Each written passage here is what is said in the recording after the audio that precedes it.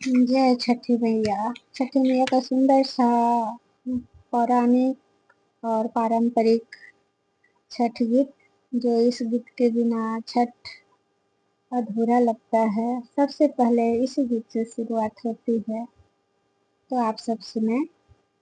काचाही बांस के बहंगिया, बहंगी लचकत जाय, बहंगी लचकत जाय। पेनाना मालिक सिंह पियरिया, दौरा घाटे पहुँचाय, दौरा घाटे पहुँचाय।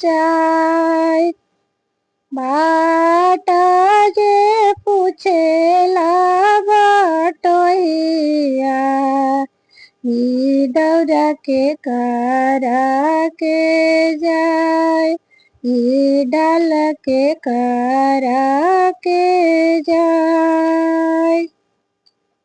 आँखी तारा फूटो रे बटोहिया, ई डाल सूरज बाबा के जाय, ई दौरा छठी मैया के जाय।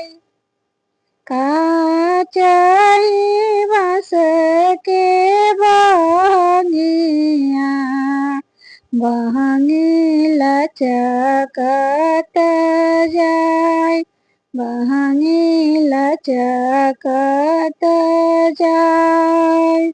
पेन्हना अंकित बाबू पियरिया, दौरा घाटे पहुँचाय, बहंगी घाटे पहुँचाय। बाट जे पूछेला बटोहिया, ई दल के करा के जाय, ई दौरा के करा के जाय। तुतयान्हार हरे रे बटोहिया, ई दल छठी मैया के जाय, ई डाल आदित्य बाबा के जाय, ई डाल सूरज बाबा के जाय। काचाही बांस के बहंगिया, बहंगी लचकत जाय, बहंगी लचकत जाय। पेन्हना सरभ बाबू पियरिया, दौरा घाटे पहुँचाय, दौरा घाटे पहुँचाय। बाट जे पूछेला बटोहिया, ई डाल के करा के जाय, ई दौरा के करा के जाय।